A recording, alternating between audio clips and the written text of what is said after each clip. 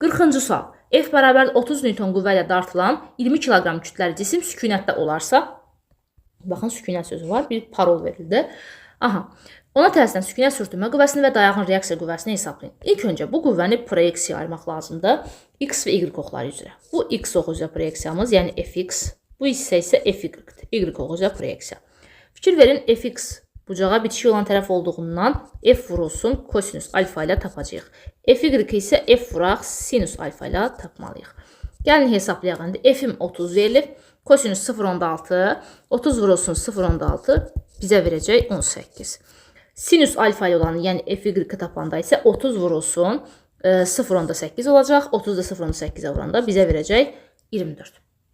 Gəlin indi ağırlıq qüvvəsini göstərək. Mg aşağıya doğru yönəlir. Reaksiya qüvvəsi səthdən cismə doğru olmaqla perpendikulyar yuxarıya doğru yönələcək. Enimiz və sürtünmə qüvvəsi də əlbəttə ki, hərəkətin əksinə doğru yönələcək. Bu cismi biz gördüyümüz kimi bu istiqamətdə dartırıqsa, deməli əksinə doğru yönələcək sükunət sürtünmə qüvvəmiz. Aha.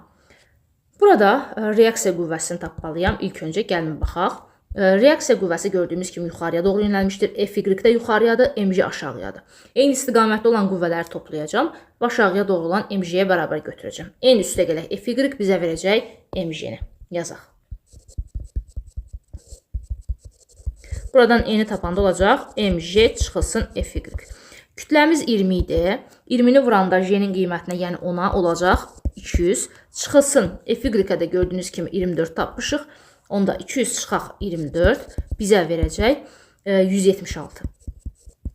İndi gəlin sükunət sürtünmə qüvvəsini tapaq. Əlbəttə ki, bu cisim sükunətdə olduğundan, deməli onda, bax bu sağa doğru yönələn bu Fx bərabər olmalıdır sola doğru yönələn sükunət sürtünmə qüvvəsinə. Fx-ə də 18 tapmışdımsa, deməli sükunət sürtünmə qüvvəsi ilə 18-ə bərabərdir.